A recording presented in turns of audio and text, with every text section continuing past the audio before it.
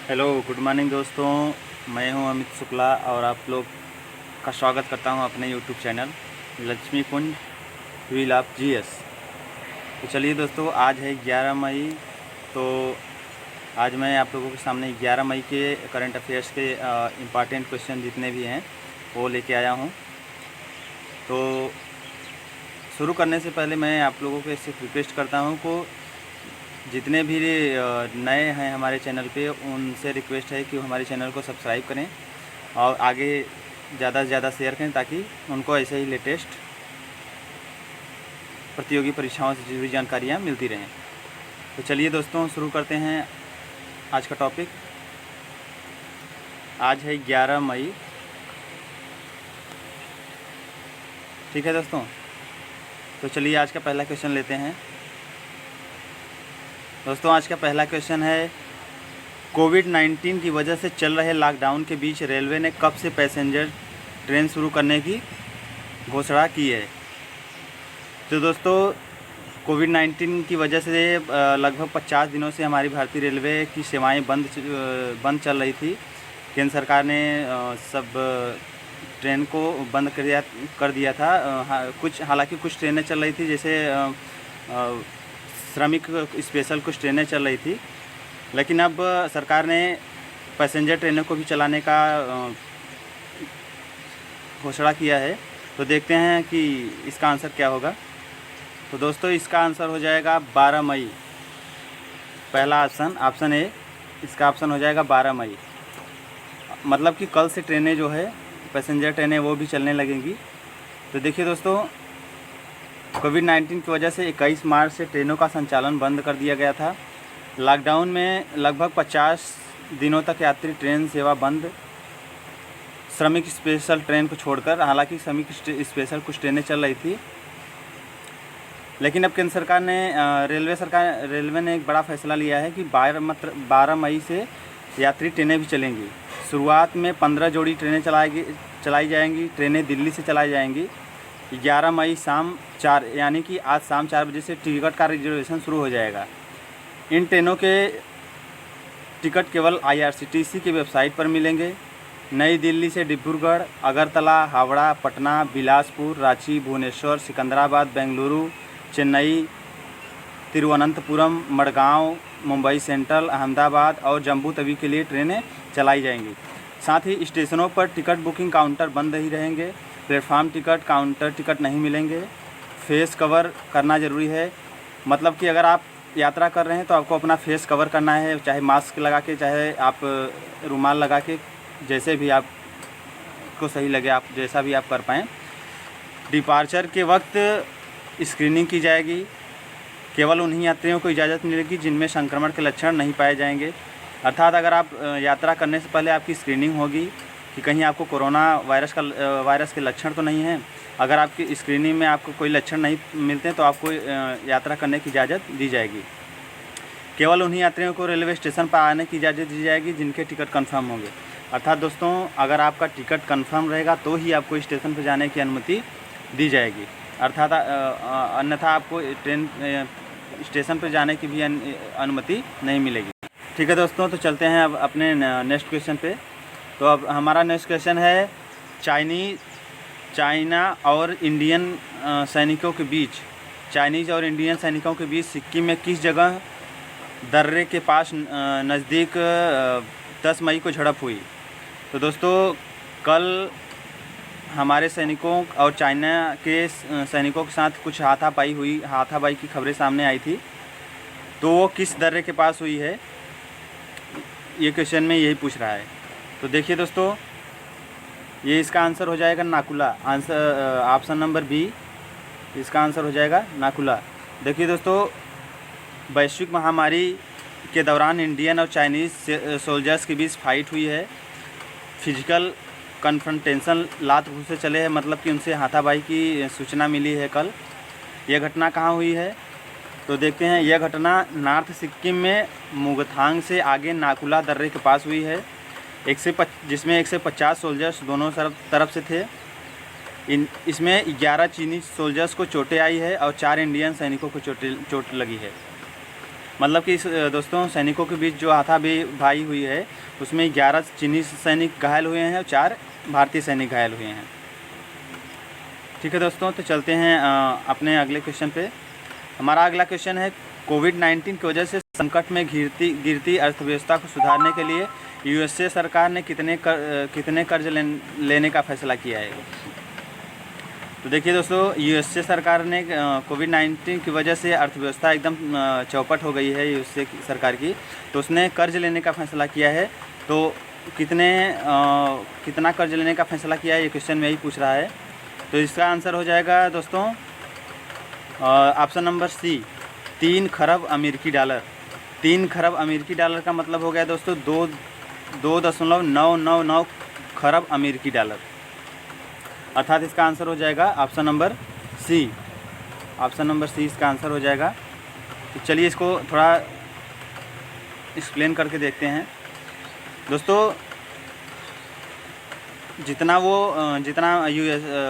USA कर्ज ले रहा है, उतना ही इसी के आसपास भारत की इकोनॉमी है।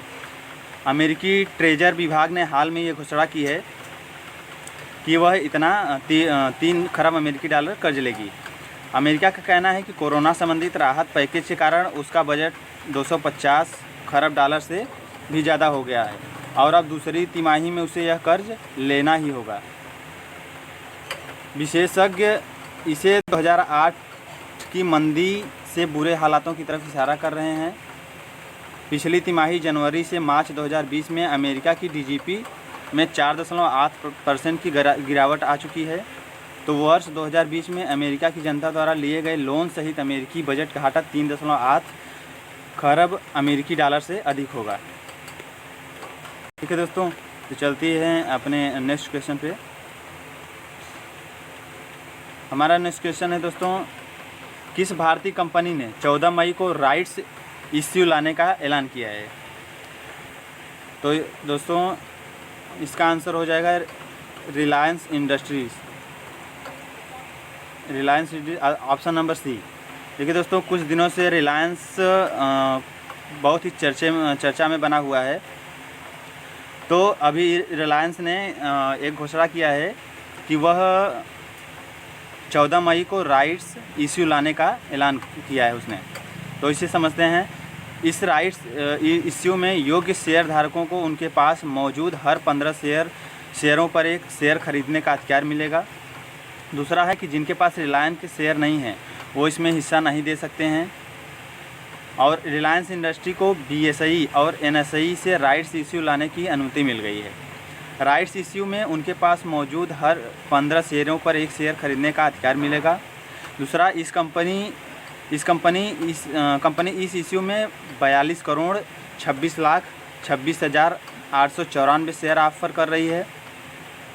ठीक है दोस्तों, तो कंपनी राइट्स इश्यू के लिए 1,257 रुपये का प्राइस तय किया है। यानी इस ऑफर से कंपनी कुल 53,124 करोड़ रुपए से ज़्यादा की रकम जुटाएगी। ऐसा करके रिलायंस इंडस्ट्रीज़ अपना कर्ज खत्म करने की कोशिश कर रही है। इसी वजह से जियो की हिस्सेदारी भी बेची गई है। अभी आप लोगों को पता होगा दोस्तों, अभी रिलायंस जियो की जो है कुछ हिस्सेदारी बेची गई है जिसको फेसबुक ने ख़रीदा हुआ है। तो चलते हैं अपने नेक्स्ट क्वेश्चन पे। हमारा नेक्स्ट क्वेश्चन है दोस्तों, फेसबुक और सिल्वर लेक के बाद अब किस कंपनी ने जियो प्लेटफॉर्म का 2.32% हिस्सा 11,367 करोड़ रुपए में ख़रीदा है। देखिए दोस्तों, फेसबुक के बाद अभी एक कंपनी ने और जियो का 2.32% हिस्सा ख़रीदा है 11,367 करोड़ रुपए में। तो वो कौन सी कंपनी है? तो देखिए दोस्तों, वो विस्टा इक्विटी पार्टनर्स का कंपनी है, जिसका नाम है विस्टा इक्विटी पार्टनर्स। मतलब कि इसका आंसर हो जाएगा ऑप्शन नंबर डी। ठीक है दोस्तों, तो चलिए इसको समझते हैं। देखिए दोस्तों, विस्टा इक्विटी पार्टनर्स जो है यह अमेरिकी प्राइवेट इक्विटी फर्म है जो दुनिया भर में टेक्नोलॉजी के सेंटर में निवेश करती है। यह डील 11,367 रुपये में हुई है। यह निवेश जियो प्लेटफॉर्म से इक्विटी मूल्य 4.91 लाख करोड़ रुपए और इंटरप्राइज वैल्यू 5.16 लाख करोड़ रुपए पर किया गया है। ठीक है दोस्तों, तो चलिए अगले क्वेश्चन पे चलते हैं। दोस्तों अगला क्वेश्चन है, हाल ही में मदर्स डे 2020 कब मनाया गया है? तो दोस्तों ये सबको पता है, बहुत लोगों ने स्टेटस भी लगाया था। तो ये इसका आंसर हो जाएगा 10 मई, मतलब कि कल ही हम लोगों ने मदर्स डे मनाया है। तो चलिए इसको समझते हैं कि क्यों मनाया जाता है मदर्स डे। ठीक है, तो देखिए दोस्तों, दुनिया भर में यह दिवस अलग अलग वक्त पर मनाया जाता है। भारत में इसे अमेरिका की तर्ज पर मई महीने के दूसरे रविवार को मनाया जाता है। इसे मनाने का उद्देश्य माँ की निस्वार्थ सेवा और प्यार के बदले उन्हें सम्मान और धन्यवाद देने के लिए लोगों को जागरूक करना है। दोस्तों आप सभी को पता है कि माँ से बढ़कर इस दुनिया में कोई नहीं है, तो उनके निस्वार्थ सेवा और प्यार के बदले उनको सम्मान और धन्यवाद देने के लिए इसको मदर्स डे के रूप में मनाया जाता है। दोस्तों अब समझते हैं कि इसको क्यों मनाया जाता है। तो दोस्तों यह बोलीविया में 27 मई को मनाया जाता है। इसकी मुख्य वजह 27 मई 1812 की क्रांति है। तो देखते हैं दोस्तों 27 मई 1812 की क्रांति में क्या हुआ था। देखिए दोस्तों 1812 की क्रांति में स्पेन की सेना ने बालिबन महिलाओं की हत्या कर दी थी जो आज़ादी के लिए लड़ रही थी। उन महिलाओं के सम्मान में 27 मई को मदर्स डे मनाया जाता है। वहीं ग्रीस के लोग अपनी मां के प्रति स्नेह और सम्मान के लिए इस पर्व को हर साल मई महीने के दूसरे रविवार को मनाते हैं। अमेरिका के राष्ट्रपति वुडरो विल्सन ने 9 मई 2014 को एक कानून पारित किया जिसमें मई महीने के दूसरे रविवार को मदर्स डे मनाने की बात कही गई थी। उस समय से हर साल मदर्स डे मनाया जाता है। भारत और कनाडा में भी अमेरिका के तर्ज पर मदर्स डे मई के दूसरे रविवार को मनाया जाता है। यूरोप के कई देशों में इसे मदरिंग डे के रूप में भी मनाया जाता है। ठीक है दोस्तों, आई होप कि आप लोगों को समझ में आ रहा होगा। तो चलिए अगले क्वेश्चन पे चलते हैं। दोस्तों हमारा अगला क्वेश्चन है कि मशहूर संगीतकार और गायक लिटिल रिचर्ड का 9 मई को निधन हो गया, वो किस देश से थे? दोस्तों मशहूर संगीतकार और गायक लिटिल रिचर्ड को हम सभी जानते हैं। वो ये अमेरिका के प्रसिद्ध संगीतकार थे। तो इसका आंसर हो जाएगा B, option number B, America. चलिए दोस्तों अब इसको समझते हैं। देखिए दोस्तों रिचर्ड 87 अर्थात 87 साल के थे। रिचर्ड लंबे समय से बीमार चल रहे थे। रिचर्ड की मौत बोन कैंसर से हुई है। फैंस उनके पियानो बजाने के अंदाज के दीवाने थे। इसके अलावा उनकी हेयर स्टाइल और पहनावा भी काफ़ी पसंद किया जाता था। लिटिल रिचर्ड का जन्म जॉर्जिया अमेरिका में दिसंबर 1932 में हुआ था। रिचर्ड का करियर 1940 के दशक में शुरू हुआ। पहले तो वो छोटी मोटी रिकॉर्डिंग ही करते थे, लेकिन 1955 में उन्हें टूटी फूटी लॉन्ग टेल शैली और गुड गर्ल मिस मौली से प्रसिद्धि मिली। इस सॉन्ग्स ने उन्हें दुनिया के कई देशों में स्टार बना दिया। उनकी 3 करोड़ से ज़्यादा प्रतियां दुनिया भर में बिकी थी। 1986 में रिचर्ड ने rock and roll hall of fame में एंट्री की थी। ठीक है दोस्तों, आई होप कि आप लोगों को समझ में आ रहा होगा। तो ठीक है दोस्तों, चलते हैं अपने नेक्स्ट क्वेश्चन पे। तो दोस्तों हमारा नेक्स्ट क्वेश्चन है Vijyant at Kargil the life of a Kargil hero नामक पुस्तक के लेखक कौन हैं? तो दोस्तों इसका आंसर हो जाएगा कर्नल वीएन थापर और नेहा द्विवेदी। मतलब ए और बी दोनों आंसर हो जाएगा इसका, अर्थात ऑप्शन नंबर डी इसका सही आंसर होगा, ए और बी दोनों। देखिए दोस्तों, जब कारगिल युद्ध हुआ था तो उसमें कैप्टन विजय थापर के जीवन पर आधारित ये पुस्तक लिखी गई है। विजयतन के पिता कर्नल वीएन थापर और बेटी नेहा द्विवेदी इस पुस्तक के लेखक हैं। शहीद विजयतन थापर को वीर चक्र पुरस्कार से मरणोपरांत नवाजा भी गया है। ठीक है दोस्तों, तो इसका आंसर हो जाएगा कर्नल BN थापर और नेहा द्विवेदी। दोस्तों चलिए अगले क्वेश्चन पे चलते हैं। हमारा अगला क्वेश्चन है, विश्व तैराकी चैंपियन 2021 कब तक के लिए स्थगित कर दी गई है? देखिए दोस्तों, विश्व तैराकी दिवस चैंपियन 2021 यह जो है 2022 तक के लिए स्थगित कर दिया गया है।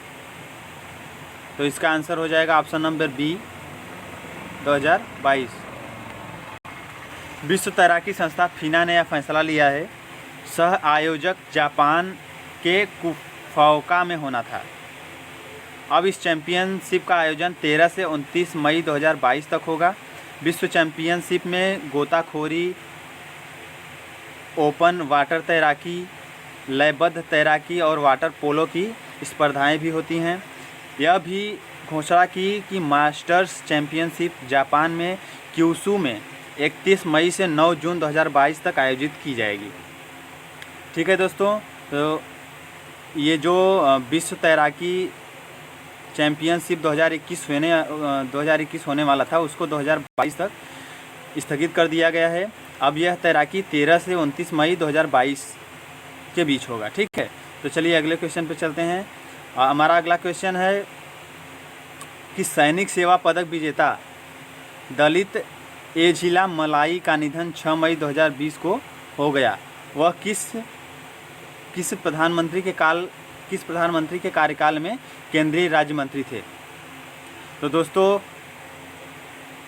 दलित एझिला मलाई का निधन 6 मई 2020 को हुआ। वे श्री अटल बिहारी वाजपेयी, जब अटल बिहारी वाजपेयी जी प्रधानमंत्री थे उनके कार्यकाल में वो केंद्रीय राज्य मंत्री थे। तो इसका आंसर हो जाएगा डी ऑप्शन, अटल बिहारी वाजपेयी। तो चलिए दोस्तों थोड़ा इसको और जानते हैं। दलित एझिला मलाई जो थे वे पट्टली मक्कल कांची पार्टी के नेता थे। उन्होंने 1998-99 में अटल बिहारी वाजपेयी सरकार के दौरान केंद्रीय स्वास्थ्य परिवार कल्याण राज्य मंत्री स्वतंत्र प्रभार के रूप में काम किया था। उन्होंने सैन्य अधिकारी के रूप में 1971 के भारत पाक युद्ध में भी भाग लिया था। इसके अलावा उन्हें सेना में सराहनीय सेवा के लिए राष्ट्रपति द्वारा सेवा पदक भी दिया गया था, जिनका निधन अभी 6 मई को हो गया। ठीक है दोस्तों, ये था आज का जितने भी इम्पोर्टेंट क्वेश्चन हैं वो ये सब इम्पोर्टेंट क्वेश्चन थे आज के करंट अफेयर्स के।